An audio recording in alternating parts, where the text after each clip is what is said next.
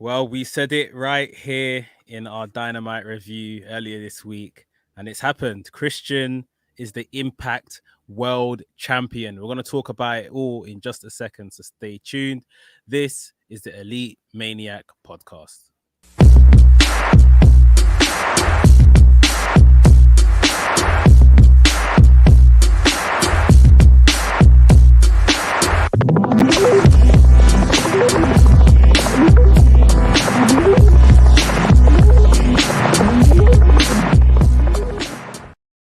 What's up, people? Welcome to the Elite Maniac podcast, where we discuss all things AEW and for the first time ever, AEW Rampage. My name is Mex, aka WrestleManiac UK. I'm alongside my co-host Mike, aka Kings Road Wrestling, and we've got a really fun episode of AEW Rampage to review today. First ever episode. I've got some things to say as normal, but this was a really fun show. But before we get into it, guys, please remember to smash the like button, subscribe to the channel if you're new here, and for all our audio listeners, please make sure you subscribe and follow us on your podcast platform of choice and leave us with a 5-star review. Let the people know of the great job that myself and Mike are doing right here at the Elite Maniac podcast.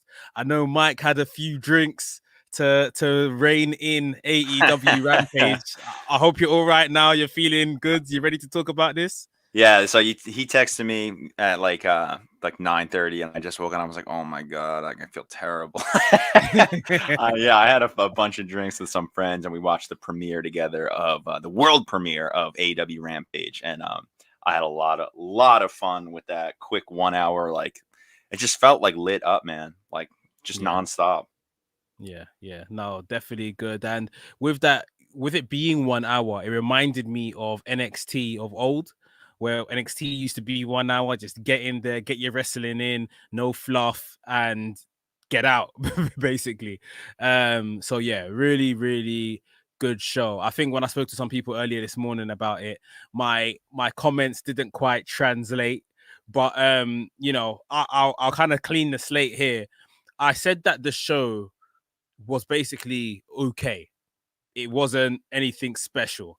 Okay. And I said that off the basis of everything we expected in terms of the matches, the outcomes of the matches that you and me, anyway, had spoken about, happened.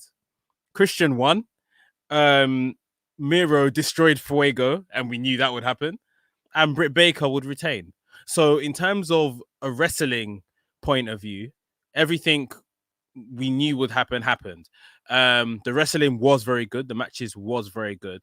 And my disappointment, if you like, for Rampage came from the fact that this looked like Dynamite, but called Rampage. Dude, I was like honestly pretty upset about that as well. I mean, like, I know, like, when something comes out the first time, it's like the world premiere and it's so hyped up, like, you tend to just really like enjoy everything and maybe not look at the downsides, but there definitely were some downsides, and that is, I think, one of the biggest points. Like, I was expecting maybe like kind of a different set, maybe just like a different ring, a canvas cover or something like that, just something to set it apart.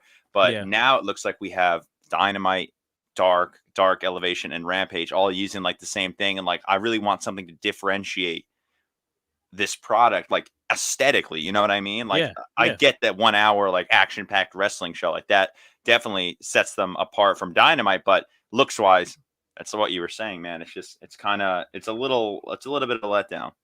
Yeah, and my friend Gigi was saying that, Mex, your standards are slipping. I said, no, like, we've come to expect so much from AEW because they always deliver a lot of the time. 9 times out of 10, AEW deliver. So their standards are slipping. They think, because let's be completely honest, as a WWE fan, we would tear them apart if they basically gave us another hour of programming, dressed up as whatever it is. This is Dynamite dressed up as Rampage. Let's be completely honest. Like, this is the 3rd hour of Dynamite. Tony Khan is smart enough. They didn't want to do. Exactly. But Tony Khan is smart enough to know that 3 hours of wrestling back to back doesn't work. So he's basically put the 3rd hour on another night. which is absolutely fine, but you have to aesthetically dress it up as its own show because you're calling it something different. You're calling it AEW Rampage. So that is my biggest kind of dispute and thing about it. It just felt like, Dynamite's third hour on another night. And I don't It felt want... like, sorry about it. It felt like what you were saying. Yeah, but it also felt like it was like title match night. Like you have a belt, you want to defend it, put it on Rampage. But do you and they think can't do that all the time. They can't. They got to run No. out of. Yeah, they can't. After the first few weeks, next week, where we're looking forward to hopefully getting CM Punk. In 2 weeks after that, there's gonna have to be new stuff that keep Rampage, the show to watch, and aesthetically with a new look that could definitely go a long way to help that. But they haven't gone for a new look, or at least not this week on the week they've premiered it. And yeah, I just find in terms of a show, and that's what I was meant to say, or I didn't communicate that very well. In terms of a show aspect, I don't think that it was anything special. In terms of the wrestling and everything like that, they always deliver. They always knock it out of the park. But in terms of the show, production-wise, thank you. I was very underwhelmed because I just felt like, hold on, we're letting them get away with giving us Dynamite on Friday night and they're calling it Rampage, but nothing looks different.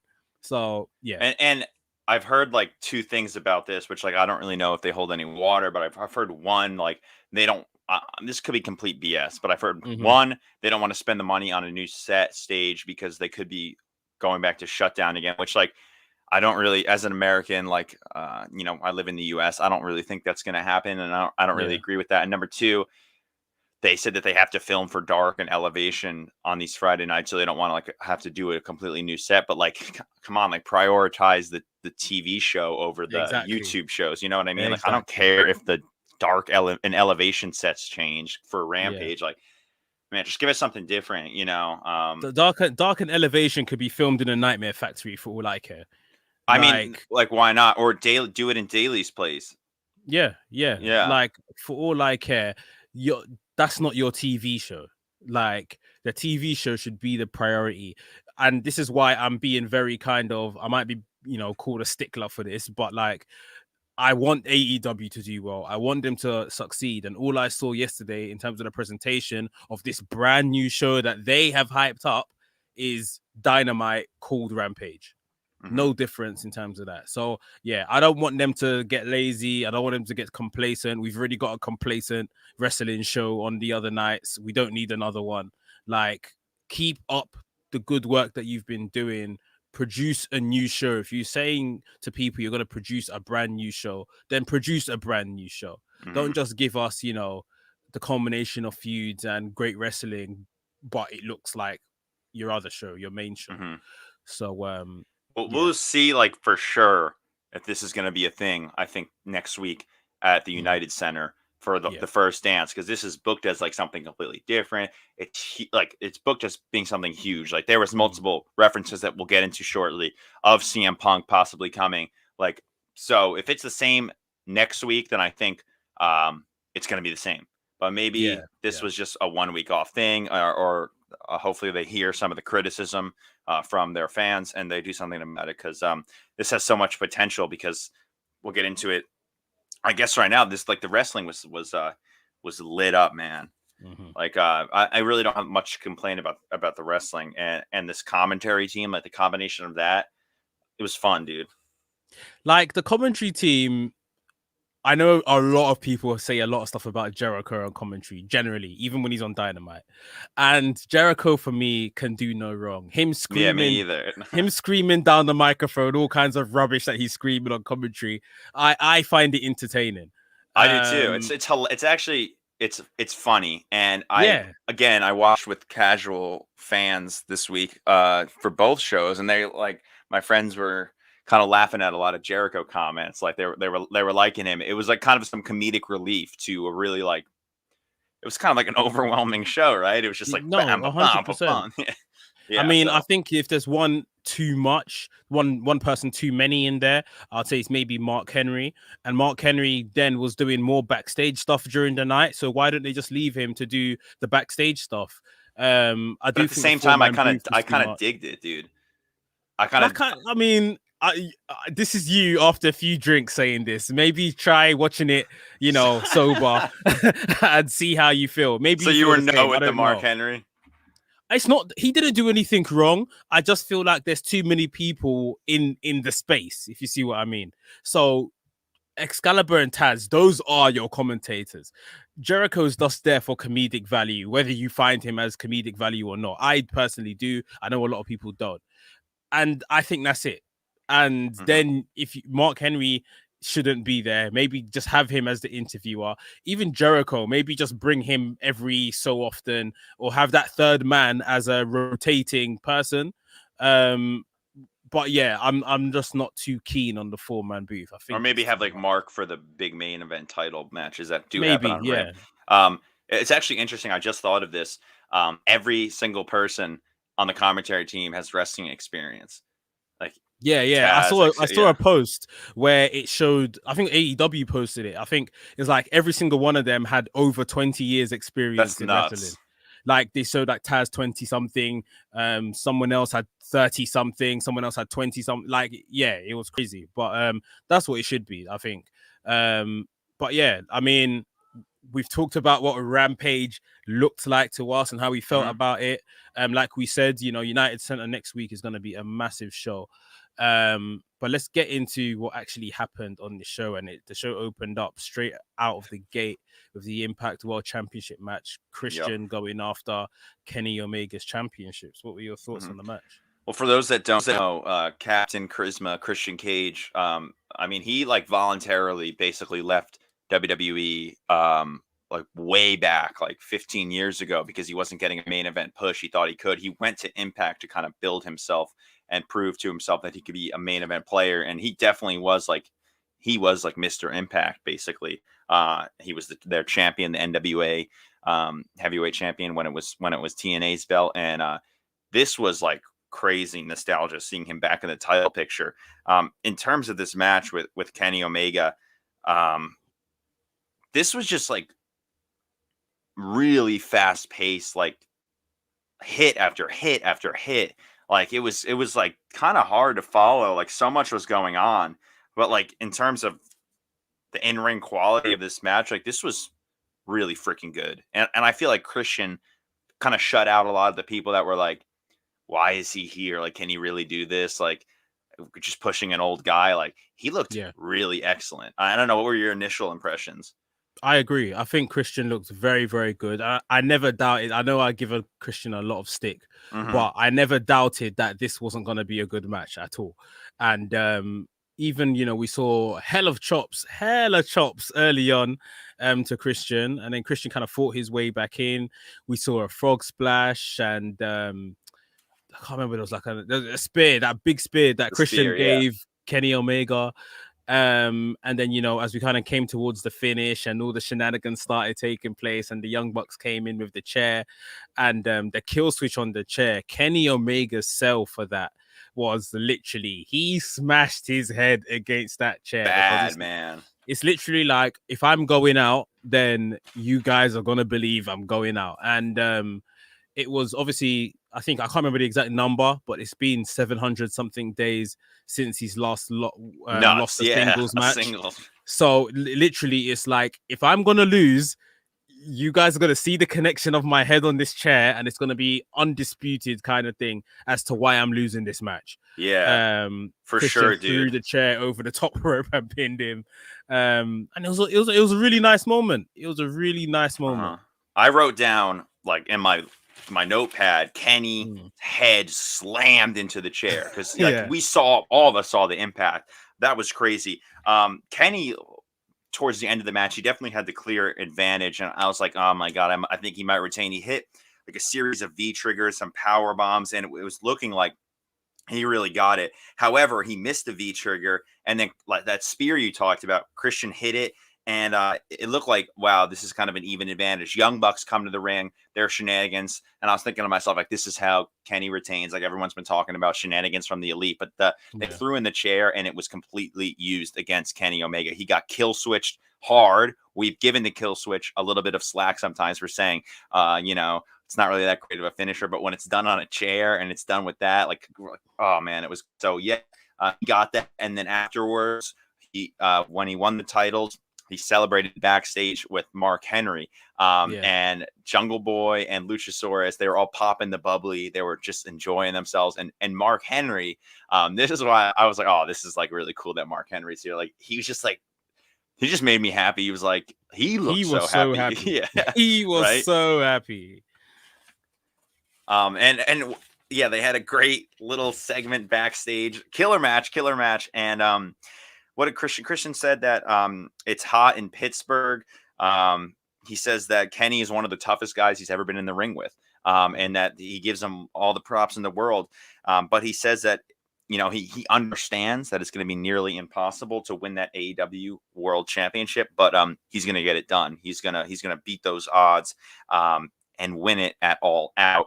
And pretty good segment. Orange Cassidy, for some reason, was hanging around in the back. I don't really know why he was there, but he was just there. But I don't know, man. This was just a feel good moment and a really, really great match that I can't really complain about. It really is. I mean, I remember we've had discussions on, you know, who's going to be the guy that's going to bring the Impact Championship back to Impact. It was never Christian.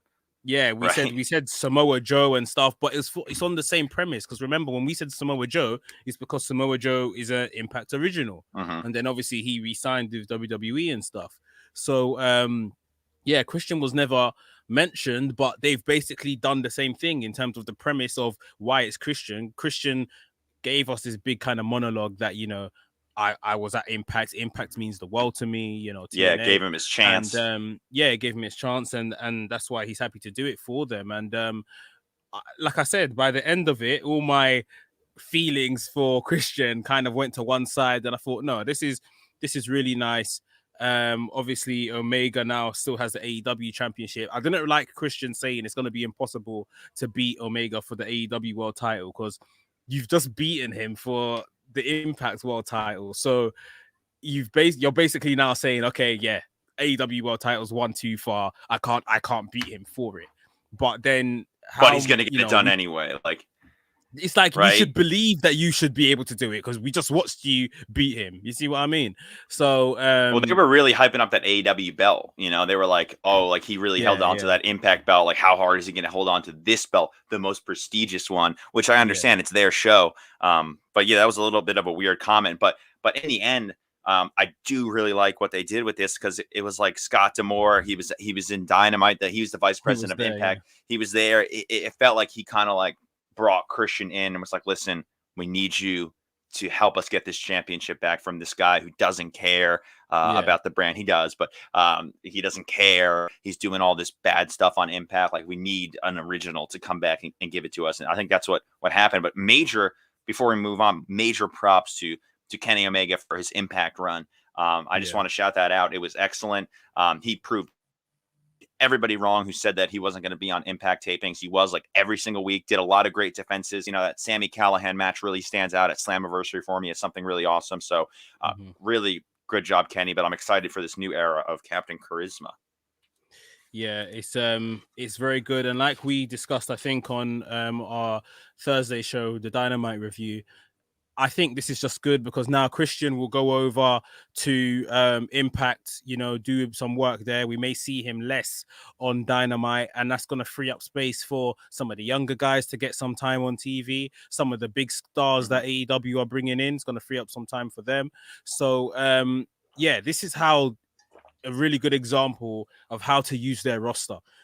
Sending them and having the ability to work with other companies and sending them to other places has now made space effectively for a couple other acts to kind of get through on Dynamite. So yeah, this was really well done from top to bottom. Definitely.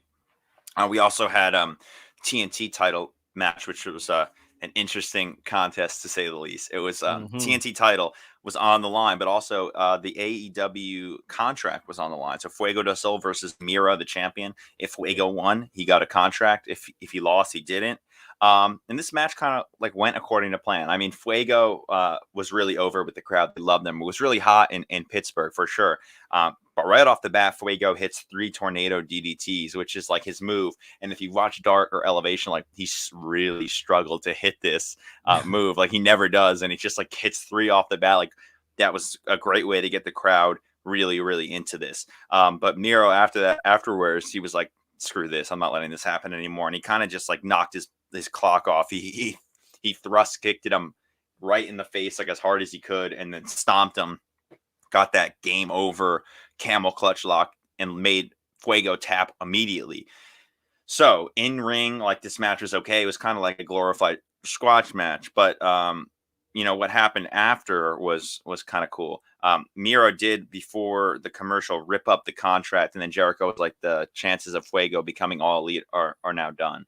But we returned from commercial, and I don't know, what did you think about that little segment? So are you in agreement with me that this was a total shoot, that Fuego never knew about this? I don't think so, because he was like crying. So you think he knew that they were going to do this? No, I don't think he did know. He was it looked like he was really emotional and like yeah.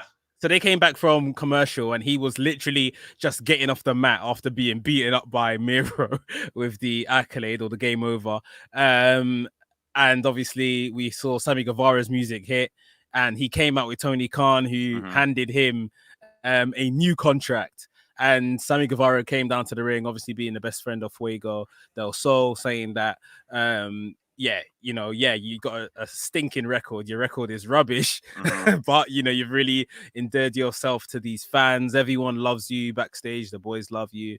Everyone sees you really try hard. And, Tony Khan has given him an AEW contract. And like I say, it looked like a shoot. It looked like it was, nothing that was planned. Fuego didn't expect this. No. And he kind of burst into tears, hugged Sammy, held up his contract and all of that kind of stuff.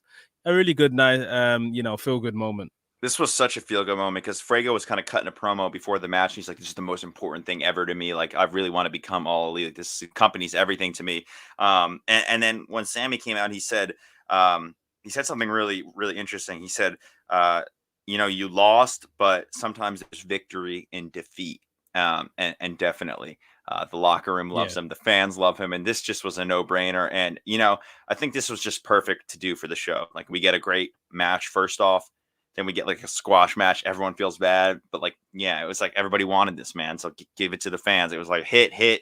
And then we got to this crazy, this main event with Britt. It's just, I don't know. I really like this order of how they booked everything for the show. No, I 100% agree. It was done really well. This particular angle, like, it's just like you said, sometimes there's feel good bits, and he was never gonna beat Miro, but he still got what he wanted in the end and lives to fight another day. So for sure. We moved on from that to a little bit of a Sting and Darby promo. Not really. They were just watching from the rafters, which is like old school Sting, WCW, like watching up there. Pretty cool. And then we had Mark Henry kind of do a little bit of an interview for the main event, which was Dr. Britt Baker, DMD, defending her women's title against Red Velvet in her hometown crowd. And apparently there was some grudge between them because Red Velvet was hit with a cane by Rebel. Britt got attacked by Red Velvet on Dynamite this week. So a little bit of a feud, and interesting build up to, what was the main event. Before we get into the main event, how did you think putting, the women's title on the main event went? Was that the proper decision? Should it have been Kenny, or what did you think about this decision to really spotlight the women's division? I think it was there because it was Britt Baker, and this was Pittsburgh. I think that's why they went for that. Not to say any other woman doesn't deserve it. I just feel like the stars aligned. And obviously this is someone that we're watching that is wrestling injured. Britt Baker's not well enough to be in the ring, but they've advertised a match in Pittsburgh, her hometown, and she ain't gonna miss it. So no. Yeah. Her and Chelsea Green, I think they're really good friends. They're both wrestling with broken wrists right now, which is interesting. But yeah, Britt was not missing this shit. It was her city. She came out to a crazy reception, like people going nuts for her. They all had those terrible towels, the yellow. Britt was in like Steelers colors and kind of had the football team logo. They just absolutely loved her, man. They were lit up to see the DMD, a really great star building thing that they did with her. And the match, it was pretty solid. It seemed like, in my opinion, Britt was a little bit smoother working with Red Velvet than her last title defense against Nyla. Like, it was kind of blocky. It might be even a size thing. It might just be because they're similar sizes or closer in size. Well, even like the Sheeta match, I felt like was kind of at Double or Nothing was kind of not as smooth as this. They just worked well together, really. So props to Red Velvet. And Red Velvet, it wasn't a squash at all. She put in some work. She hit, leg lariats, standing moonsault presses. She was really working the arm of Britt Baker, working the shoulder, really taking her down. And Red Velvet at certain times of the match had, the advantage over Britt Baker. And we returned from commercial break and it really got competitive. Red Velvet was, hitting her hard with these body blows, trying to pin her with a crucifix, putting in an arm bar. So definitely a competitive matchup.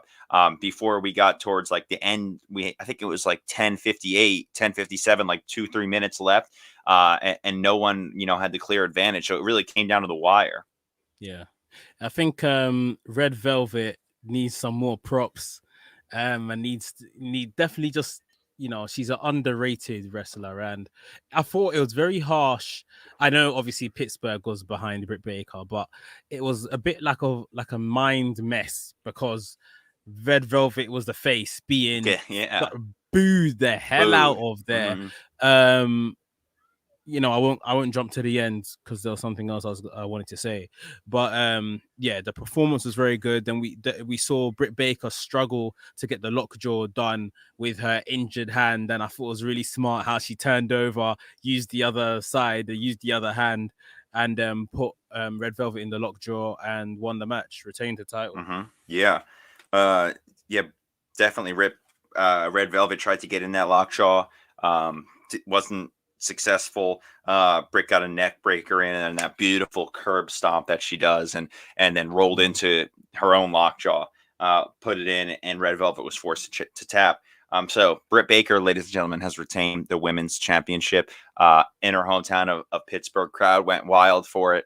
I'm happy for Britt, and I think this is what she needed, was just a solid competitor that could go in the ring with her and they could have a great match and, build up a little bit of a feud and just kind of establish like a really good defense. That obviously wasn't all that happened. Towards the end of the match, I guess, which definitely this whole like mind game thing was weird because Britt Baker attacked Red Velvet with a hangman's neck breaker, or I forgot what it was, something after the bell. Britt Baker attacked and the crowd was like cheering for it. They were like, yeah. I was like, okay. It's very weird. Definitely very, very weird. Chris Statlander came to the ring though to try to defend Red Velvet, which like is another potential matchup that we could have, which I am definitely looking to see.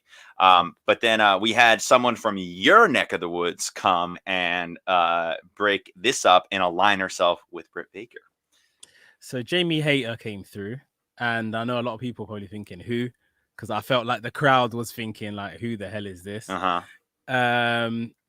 She looks OG. different. She looks jacked. Yeah, she is AEW. She has been here before, but obviously we didn't see her for a long period until now. And for me, we know that Britt Baker said that she wants more firepower and stuff like that, kind of to join her ranks with Reba. When Reba was kicked out of this match, for me, that is when Jamie Hayter should have came. Okay.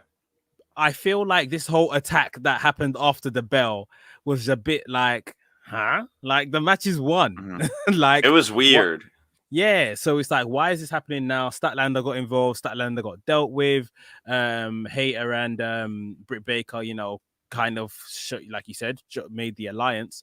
But I just feel like, why didn't this happen during the match? Because the whole story being told by Red Velvet is that Britt Baker cheats to win. So why did the cheating happen after the bell when She the won match was clean, done? really. Yeah, really and truly. There was interference by Reba, but she won clean, and then the cheating and the beating up and stuff happened.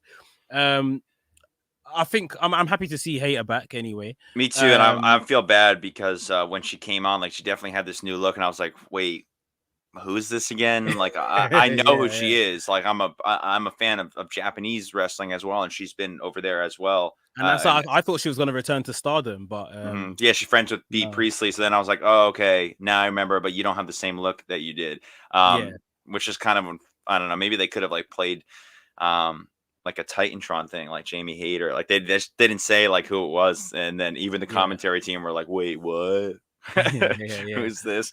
But the show went out after that. And dude, that was just like an hour. It was a lot in an hour, right? It was I'm not gonna say it felt rushed. It didn't feel rushed. It was just pretty packed in.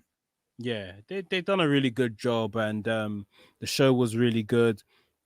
How we are going to get the debut of CM Punk next week, I just don't know. I'm trying to kind of not book it in my head and just wait for it organically to happen.